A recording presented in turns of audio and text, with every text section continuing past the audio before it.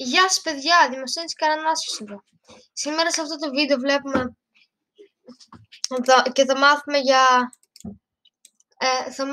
για ένα τακτικό το οποίο ονομάζεται κάρφωμα. Λοιπόν, εδώ πέρα βλέπουμε ότι και ο βασιλιάς και ο ύπος είναι σε δύο μαύρα τετράγωνα και σε μια ίδια διαγώνιο.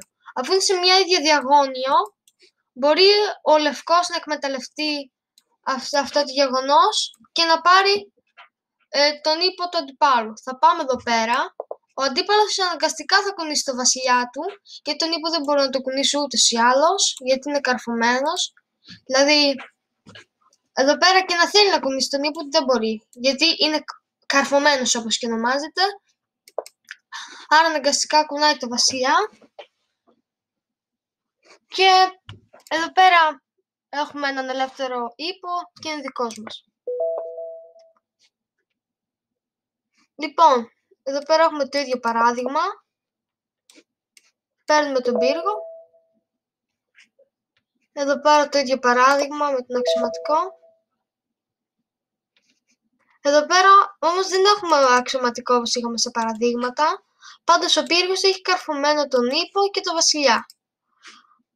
Αφού δεν μπορεί να φάει ο πύργος, γιατί θα φάει πίσω το πιόνι του αντιπάλου, θα παίξουμε εδώ πέρα το πιονάκι μας στο Z4 και αναγκαστικά θα κουνήσει το βασιλιά του αντίπαλος και μετά θα πάρουμε τον ύπο του.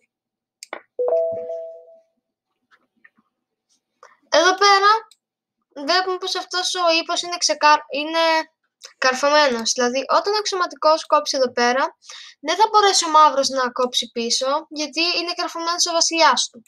Παραδείγματος χάρη, αν ήταν εδώ πέρα ο βασιλιά, θα μπορούσε να κόψει ο αξιωματικός και να κόψει το πιόνι. Αλλά επειδή είναι καρφωμένος, θα κόψουμε εδώ πέρα.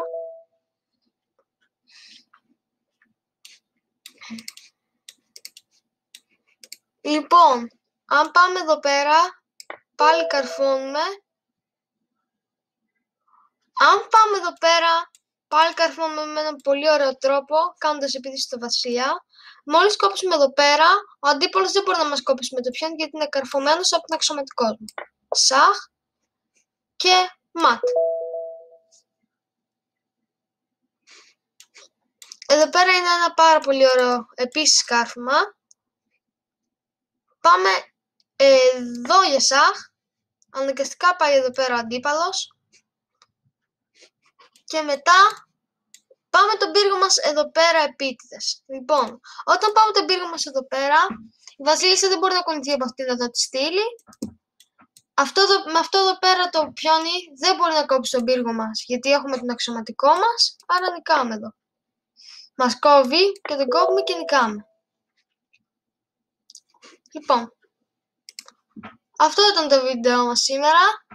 Σε επόμενο βίντεο θα κάνουμε για τα screwers που θα μάθουμε. Κάντε like και subscribe, εύχομαι να σας άρεσε. Γεια σας.